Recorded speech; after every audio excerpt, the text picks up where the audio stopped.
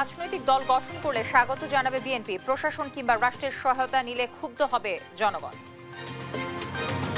গণতান্ত্রিক রাজনৈতিক অধিকার বঞ্চিত এইসব তরুণদের কেউ যদি জনগণের অধিকার প্রতিষ্ঠায় নতুন রাজনৈতিক দল গঠন করে, অবশ্যই বিএনপি সে উদ্যোগকে স্বাগত জানায়। ৫৪ বছরে মানুষ নির্যাতনকারীদের কালো তালিকা প্রকাশের দাবি জামায়াতে, নির্বাচনের আগেই ফ্যাসিস্টের বিচারের তাগিদ। দিল্লির প্রেসক্রিপশনে কেউ কথা বলে বিরোধ হবে, মন্তব্য উপদেষ্টা মাহফুজ আলমের, নির্বাচন করতে পারবে না আওয়ামী লীগ। বিশ্ব অর্থনৈতিক ফোরাম শেষে দেশে ফিরলেন প্রধান উপদেষ্টা ডক্টর ইউনূস, 4 দিনের ব্যস্ত সফরে অংশ নেন ৪৭ সভায়। চাঁপাইনবাবগঞ্জের তেলকুপি সীমান্তে বিএসএফ এর গুলিতে এক বাংলাদেশি কৃষক আহত, চিকিৎসা চলছে রাজশাহী মেডিকেলে।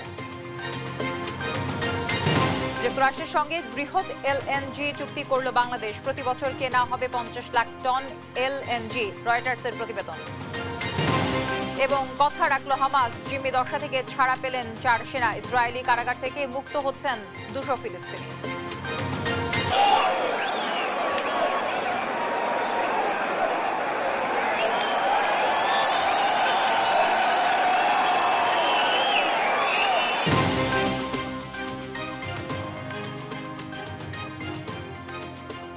দর্শক, সংবাদ সন্ধ্যায় শুনছিলেন একেএসটিএমটি বার সংবাদ শিরোনামগুলো, সঙ্গে থাকছে আমি তানজিয়া জুথি। এর জন্য অন্তর্বর্তী সরকারকে সমর্থন করেছে বিএনপি, এমন মন্তব্য করে দলটির স্থায়ী কমিটির সদস্য আমির খসরু মাহমুদ বলেছেন, এই বাইরে অন্য উদ্দেশ্য থাকলে তা ভালো হবে না। আর জাতীয় ঐক্য রক্ষায় দ্রুত নির্বাচনের কোনো বিকল্প নেই বলে জানান স্থায়ী কমিটির আরেক সদস্য সেলিমা রহমান। আলিমুজ্জামান সাফনের রিপোর্টে বিস্তারিত। শনিবার সকালে বিএনপির প্রতিষ্ঠাতা জিয়াউর রহমানের 89তম জন্মবার্ষিকী উপলক্ষে আলোচনা সভা আয়োজন করে জিয়া পরিষদ। নেতারা বলেন, বর্তমানে যেসব সংস্কারের কথা বলা হচ্ছে তা বিএনপির হাত ধরেই শুরু হয়েছিল। অন্তর্বর্তী সরকারকে সমর্থনের প্রেক্ষাপটও তুলে ধরেন তারা। বিএনপি হচ্ছে সবকিছুর অগ্রগতি, সংস্কার নিয়ে আজকে তোলপাড় সারা দেশ। এই সংস্কার 2 বছর আগে তারেক রহমান সাহেবের নেতৃত্বে আমরা জাতির সামনে উত্থাপন করেছি। এই সরকারের মাধ্যমেই পরবর্তী নির্বাচিত সরকার শান্তিপূর্ণভাবে ক্ষমতা হস্তান্তর করতে হবে। আর যদি কোনো উদ্দেশ্য হাসিলের জন্য বাংলাদেশের জনগণের মালিকানার নির্বাচনের মাধ্যমে ক্ষমতা হস্তান্তর বিষয়ে যদি অন্য কোনো পরিকল্পনা থাকে গণতন্ত্রের বাইরে, সেটা বোধহয় ভালো হবে। এদিকে জাতীয় প্রেস ক্লাবে গণতন্ত্র ও মানবাধিকার প্রতিষ্ঠায় সংসদ নির্বাচনের ভূমিকা নিয়ে আলোচনায় অংশ নেন বিএনপির স্থায়ী কমিটির আরেক সদস্য সেলিমা রহমান। বলেন, জাতীয় ঐক্য রক্ষায় নির্বাচনের বিকল্প নেই। জাতীয় ঐক্য রাখতে হলে আজকে নির্বাচন দরকার, তা নইলে নানা রকম বিভ্রান্তি সৃষ্টি হচ্ছে, নানা রকম সমস্যা হচ্ছে। এতে করে উপদেষ্টাতে তো রাগ হওয়ার কিছু নাই, কথা বলার কিছু নাই। সরকারের সমালোচনা অবশ্যই করতে পারি আমরা। আমাদের যেটা পছন্দ হচ্ছে না, আমরা যেটা মনে করছি, আমরা ভয় পাচ্ছি, আমাদের জাতীয় ঐক্যটা যেন বজায় থাকে। এ সময় দ্রুত নির্বাচনে রোডম্যাপ ঘোষণার দাবি জানান দলের চেয়ারপারসনের উপদেষ্টা আব্দুস সালাম। আপনি ভয় পান কেন? আপনার ভয় পাওয়ার তো কোনো কারণই নাই। এই কারণে বলবো, বরঞ্চ দেশ নিয়ে যারা ষড়যন্ত্র করছে, স্বাধীনতা নিয়ে যারা ষড়যন্ত্র করছে, সেই ষড়যন্ত্রের মোকাবেলা করতে হলে নির্বাচন দরকার। নির্বাচনের নিয়ে একটা ম্যান্ডেট নিয়ে একটা সরকার দরকার। আলিমুজ্জামান সাফওয়ান, দেশ টিভি, ঢাকা। তরুণদেরকেও নতুন রাজনৈতিক দল গঠন করলে বিএনপি তাকে স্বাগত জানাবে, তবে রাজনৈতিক দল গঠনে প্রশাসন কিংবা রাষ্ট্রের সহায়তা নিলে জনগণ ক্ষুব্ধ হবে বলে মন্তব্য করেছেন বিএনপির ভারপ্রাপ্ত চেয়ারম্যান তারেক রহমান। তিনি আরো বলেন, নির্বাচন নিয়ে বিতর্ক সৃষ্টি করার অর্থ পরাজিত ফ্যাসিস্টকে সুযোগ তৈরি করে দেয়া। আরো জানাচ্ছেন জান্নাতুল মোহনা।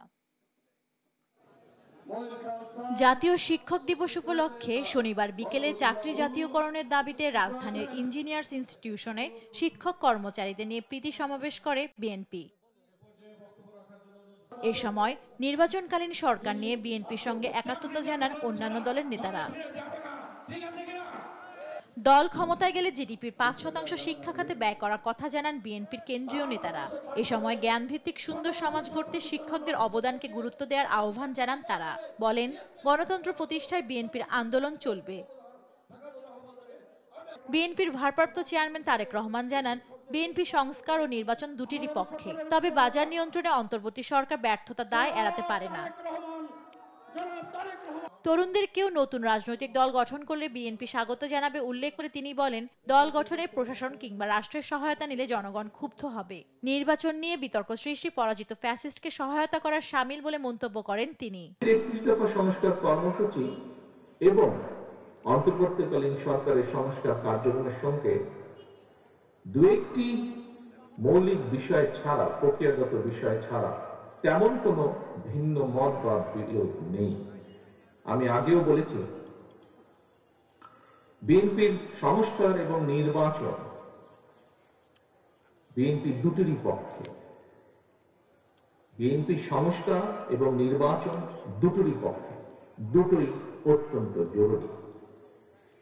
সংস্কার নাকি নির্বাচন, কেউ কেউ এমন উদ্দেশ্য প্রণোদিত প্রশ্ন নিয়ে কূটতর্ক করার অপচেষ্টা করেছে।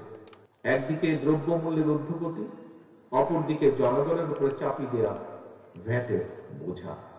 ফলে দেশের কৃষক, শ্রমিক, দিনমজুর, স্বল্প আয়ের, এমনকি নিম্ন মধ্যবিত্ত পরিবারগুলোর কাছেও সংসার টেকানোই অনেক ক্ষেত্রে দায় হয়ে পড়েছে। অনেক পরিবারে চলছে নীরব হাহাকার, ভোট দিতে পারেনি তারা। গণতান্ত্রিক রাজনৈতিক অধিকার বঞ্চিত এইসব তরুণদের কেউ যদি জনগণের অধিকার প্রতিষ্ঠায় নতুন রাজনৈতিক দল গঠন করে, অবশ্যই বিএনপি সে উদ্যোগকে স্বাগত জানায়। তবে যে কথাটি এখানে কোন বক্তা বলেছেন, আমিও একই সাথে উল্লেখ করতে চাই, তবে রাজনৈতিক দল গঠন করতে গিয়ে কেউ যদি রাষ্ট্রীয় কিংবা প্রশাসনিক সহায়তা নেন, সেটি জনগণকে হতাশ করবে, কিংবা অন্য রাজনৈতিক দলের প্রতি তাদের আচরণ কিংবা বক্তব্য, মন্তব্য যদি ঝগড়াসুলভ অথবা প্রতিহিংসামূলক হয়, সেটিও জনগণের কাছে হবে অনাকাঙ্ক্ষিত। সর্বোপরি উদার গণতান্ত্রিক বৈষম্যহীন মানবিক বাংলাদেশ গড়ে তোলাই বিএনপির লক্ষ্য বলেও জানান তারেক রহমান। জান্নাতুল মোহনা, দেশ টিভি, ঢাকা। ৫৪ বছরে যাদের হাতে মানুষ নির্যাতিত হয়েছে তাদের নামের কালো তালিকা প্রকাশ করতে অন্তর্বর্তী সরকারের প্রতি আহ্বান জানিয়েছেন জামায়াত আমির ডাক্তার শফিকুর রহমান। আর দলের সেক্রেটারি জেনারেল মিয়া গোলাম পারওয়ার বলেছেন, নির্বাচনের আগেই মানবতা বিরোধী ফ্যাসিস্টদের বিচার করতে হবে, তারপর হবে সংস্কার। দিনাজপুর ও ভোলায় কর্মী সম্মেলনে এসব কথা বলেন তারা। সহকর্মীদের তথ্য ও ছবিতে আপনপু রিপোর্ট।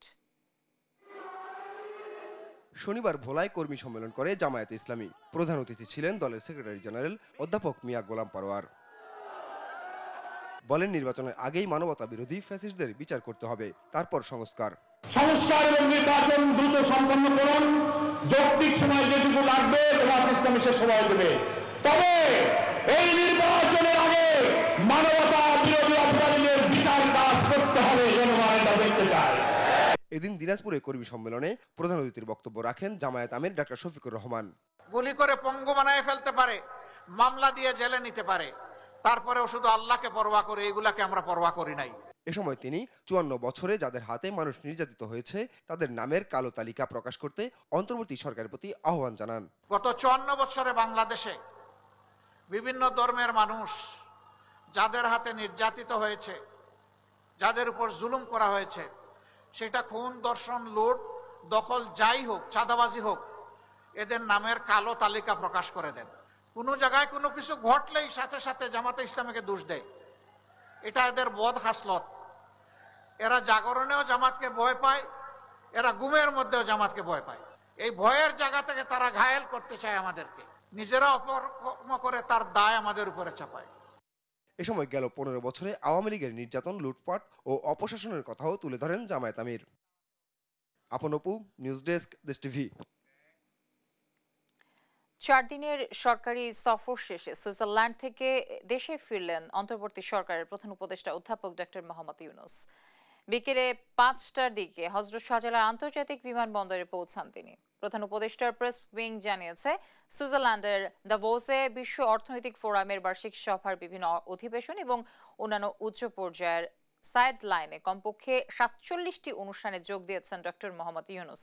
WEF চলাকালে খুব ব্যস্ত সময় কাটিয়েছেন প্রধান উপদেষ্টা। এ সময় বেশ কয়েকজন সরকার প্রধান, রাষ্ট্রপ্রধান ও বিশিষ্ট ব্যক্তিদের সঙ্গে বৈঠকে যোগ দেন ডক্টর মোহাম্মদ ইউনূস।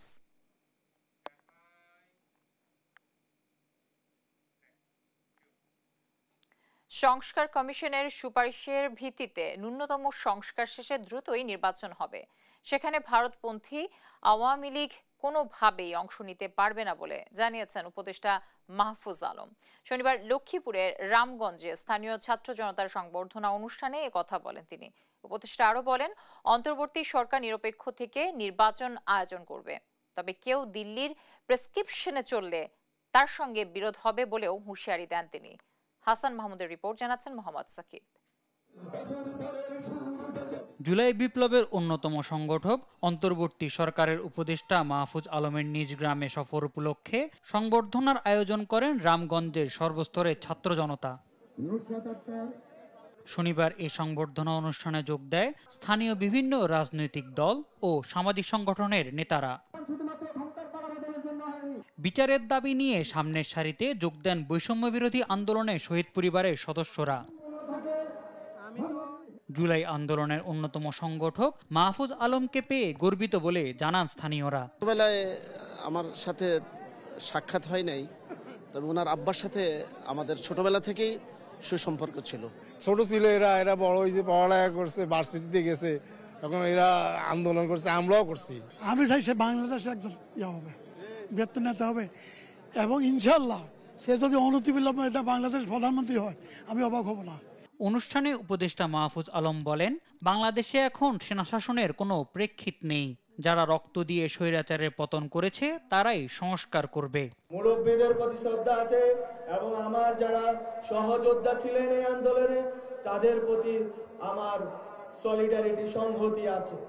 সরকারের সাথে অন্যান্য ফ্যাসিবাদ বিরোধী শক্তির কোনো বিরোধ নেই, তবে যারা দিল্লির প্রেসক্রিপশনে চলবে তাদের সাথে বিরোধ হবেই বলে হুঁশিয়ারি দেন মাহফুজ। আমাদের নির্বাচন করার আগে অবশ্যই হাসিনার এই প্রতিষ্ঠানে হাসিনার যে দালালরা আছে, ফ্যাসিবাদের যে দালালরা আছে, তাদেরকে উৎখাত করেই এবং খুনিদের বিচার করে আমাদেরকে নির্বাচনের দিকে এগোতে হবে। এদিন চাঁদপুরের হাজীগঞ্জে পথসভায় কথা বলেন উপদেষ্টা। বলেন, আগামী নির্বাচন হবে বাংলাদেশপন্থীদের, ভারতপন্থী আওয়ামী লীগকে নির্বাচনে অংশ নিতে দেয়া হবে না বলেও স্পষ্ট জানিয়ে দেন মাহফুজ আলম। সংস্কার কমিশনের রিপোর্টের ভিত্তিতে খুব শীঘ্রই রাজনৈতিক দলগুলোর সাথে, সকল অংশীজনদের সাথে আলোচনার ভিত্তিতে ন্যূনতম সংস্কার কমিশনের সুপারিশের ভিত্তিতে ন্যূনতম সংস্কার শেষেই হবে আগামী নির্বাচন। নির্বাচনের মাধ্যমেই গণতন্ত্রের পথে যাত্রা হবে বলেও জানান এই উপদেষ্টা। মোহাম্মদ সাকিব, দেশ টিভি। ভারতীয় সাম্রাজ্যবাদ এত সহজে হার মানবে না। দেশটি ইসকন কার্ডে ব্যর্থ হয়ে এবার নতুন করে প্রধান উপদেষ্টার পদত্যাগের গুজব ছড়ানোর চেষ্টা করেছে, এমন মন্তব্য করেছেন আমার দেশ পত্রিকার সম্পাদক মাহমুদুর রহমান। শনিবার সকালে চট্টগ্রাম প্রেস ক্লাবের সাংবাদিকদের সঙ্গে মতবিনিময় সভায় তিনি বলেন, বিপ্লব পরবর্তীতে বিভক্তি হয়ে পড়েছে মানুষ, কিন্তু ঐক্য বিনষ্ট করা যাবে না, এতে সুযোগ নেবে ভারত। 5 অগস্টের ঐক্য সবাইকে ধরে রাখার আহ্বান জানিয়ে মাহমুদুর রহমান বলেন, ঐক্য ধরে রাখতে রাজনৈতিক দলগুলোকে অগ্রণী ভূমিকা রাখতে হবে। যে দলই ক্ষমতায় আসুক, আমার দেশ পত্রিকার নীতিতে কোনো পরিবর্তন হবে না বলেও জানান Mahmudur Rahman.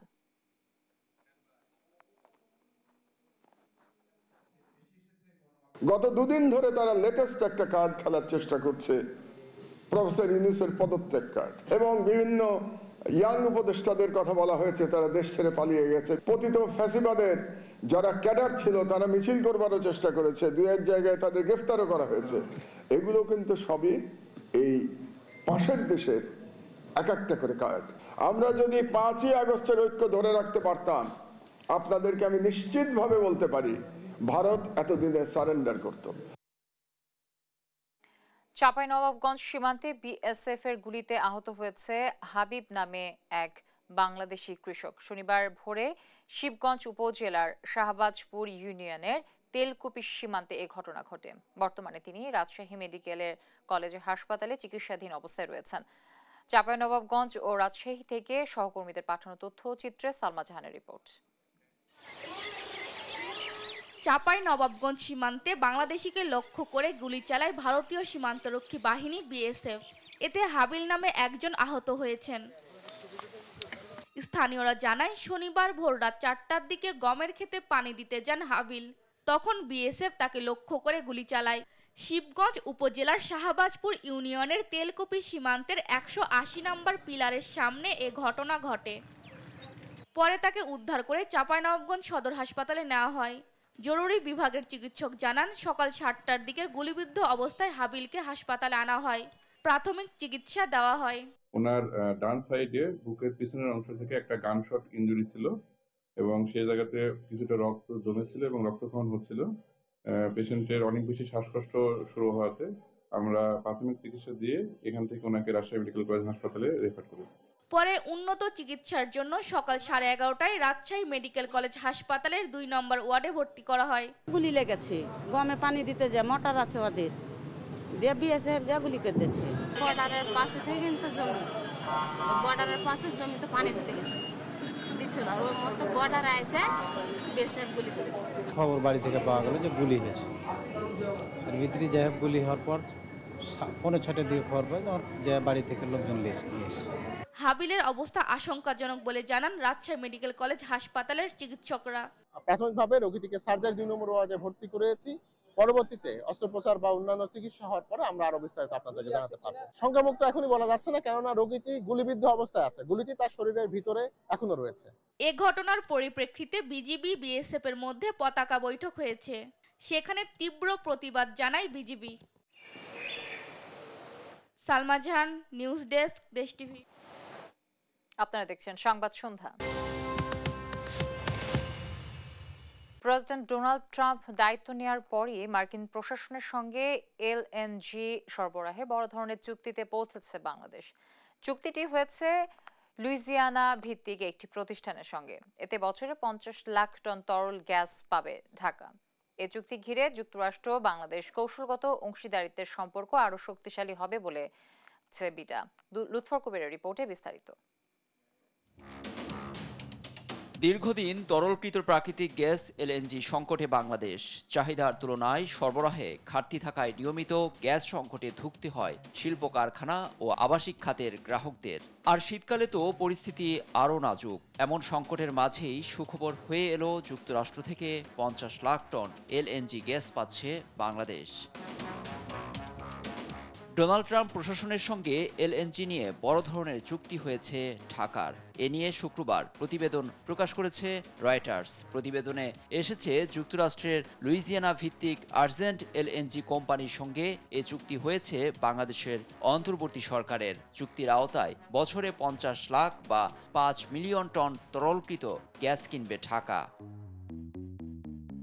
Donald Trump president হিসেবে শপথ নেওয়ার পর চুক্তিটি যুক্তরাষ্ট্রের প্রথম বড় এলএনজি সরবরাহ চুক্তি বাংলাদেশের জন্য, যা ইতিবাচক মনে করছেন জ্বালানি বিশেষজ্ঞরা।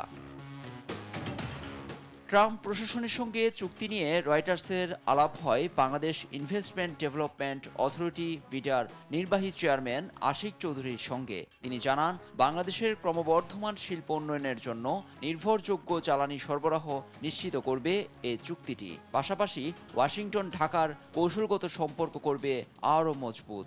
গত সোমবার ডোনাল্ড ট্রাম্পের অভিষেকে শুভেচ্ছা জানান প্রধান উপদেষ্টা ডক্টর ইউনূস। লুৎফর কবির, নিউজ ডেস্ক, দেশ টিভি। সাভারে বিশেষ চাহিদা সম্পন্ন ব্যক্তিদের জন্য ক্রীড়া কমপ্লেক্সে নির্মাণের নিয়ম না মানায় কাজ বন্ধ করে দেওয়া হয়েছে বলে জানিয়েছেন সমাজ কল্যাণ উপদেষ্টা শারমিন এস মুর্শিদ। শনিবার দুপুরে সাভারের গণস্বাস্থ্য কেন্দ্রে ৮৮ জাতীয় যুব সম্মেলন উদ্বোধন শেষে সাংবাদিকদের একথা বলেন তিনি। উপদেষ্টা বলেন, সরকার যেখানেই দুর্নীতি পাচ্ছে সেখানেই ব্যবস্থা নিচ্ছে। এ সময় নির্বাচন ব্যবস্থার সংস্কার কমিশনের প্রধান ডক্টর বদিউল আলম মজুমদার, দি হাঙ্গার প্রজেক্ট বাংলাদেশের ইন্টারিম কান্ট্রি ডিরেক্টর প্রশান্ত ত্রিপুরা উপস্থিত ছিলেন। সম্মেলনে দেশের বিভিন্ন অঞ্চল থেকে আসা ৮ শতাধিক তরুণ তরুণী অংশ নেন। স্টেডিয়ামটা অনেকগুলো নিয়ম কানুন ভেঙে তৈরি হচ্ছে, সো এটাকে যদি আদৌ শুরু করি তাহলে এটা রিভ্যালুয়েটেড হবে, তারপরে শুরু হবে। আমরা যাদের বিরুদ্ধে এভিডেন্স পাচ্ছি আমরা অ্যাকশন নিচ্ছি। সবাইকে তো আর জেলখানায় পড়তে পারবো না, কিন্তু ডেফিনেটলি অ্যাকশন নিচ্ছি। দেখছেন সংবাদ সন্ধ্যা।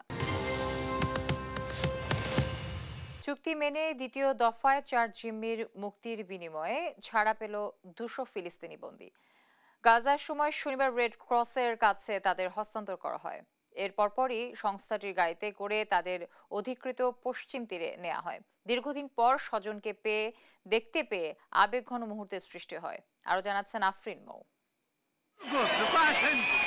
এই আনন্দ মুক্তির, এই আনন্দ স্বজন ফিরে পাওয়ার, দীর্ঘ অপেক্ষার অবসান। ইসরায়েলের অন্ধকার কারাগার থেকে অবশেষে মিলল মুক্তি। যেন জীবিত অবস্থায় স্বজনদের আবারও দেখতে পাবেন এমন আশাও ছেড়ে দিয়েছিলেন তারা। কাছে পেয়েই কান্নায় ভেঙে পড়েন ফিলিস্তিনিরা। সৃষ্টি হয় এক আবেগঘন মুহূর্ত। একে এক ঐতিহাসিক মুহূর্ত বলছেন তারা। ইসরায়েলের দাবি, চুক্তি অনুযায়ী 4 জিম্মির বিনিময়ে 200 ফিলিস্তিনিকে বন্দিদশা থেকে মুক্তি দিয়েছে তারা। এর পরপরই রেড ক্রসের গাড়ি বহরে অধিকৃত পশ্চিম তীরের রামাল্লায় পৌঁছায় বন্দিরা। তাদের দেখতে সেখানে পৌঁছান হাজার হাজার ফিলিস্তিনি। আনন্দ উদযাপন করেন তারা। তথ্য মতে এক নারী ইসরায়েলি সেনার বিনিময়ে মুক্তি পেল 50 ফিলিস্তিনি। এর আগে গাজায় স্থানীয় সময় শনিবার 11:30টায় দ্বিতীয় দফায় 4 জিম্মিকে মুক্তি দেন হামাস যোদ্ধারা। মঞ্চে উঠে চুক্তিতে সই করেন তারা। মুক্তিপ্রাপ্তরা হলেন কারিনা আরিয়েফ, লিরি আলবাক, নামা লেভি এবং গাই গিলবোয়া দালাল। সংস্থাটি ইসরায়েলি বাহিনীর কাছে মুক্তিপ্রাপ্তদের পৌঁছে দেয়। এর পরপরই ইসরায়েলি সীমান্তে আগে থেকে প্রস্তুত রাখা হেলিকপ্টারে তাদের প্রাথমিক চেকআপের জন্য নিয়ে যাওয়া হয় রিম ঘাঁটিতে। যদিও জিম্মি চুক্তির পরও ইসরায়েলিদের মনে ক্ষোভ রয়ে গেছে। তারা বলছেন 2025 নয় 2024 সালেই বন্দি দশা থেকে ফিরিয়ে আনতে নেতানিয়াহু প্রশাসনের কাজ করা উচিত ছিল। গণমাধ্যমের তথ্য বলছে, শর্ত অনুযায়ী যুদ্ধবিরতির 16 দিনের মধ্যে চুক্তির দ্বিতীয় পর্যায় নিয়ে আলোচনায় বসবে ইসরায়েল ও হামাস। এর মধ্যেই এই আলোচনায় অংশ নিতে মিশরের কায়রোতে পৌঁছেছেন ইসরায়েলের গোয়েন্দা সংস্থা ও নিরাপত্তা সংস্থা মোসাদ ও শিনবেটের প্রতিনিধি দল। দ্বিতীয় ধাপের আলোচনায় গুরুত্ব পাবে আরও জিম্মি বিনিময় এবং আহত ফিলিস্তিনিদের যাতায়াতের সুবিধার্থে রাফার ফিলিস্তিন সীমান্ত খুলে দেওয়ার বিষয়টি। আফরিন মৌ, নিউজ ডেস্ক, দেশ টিভি।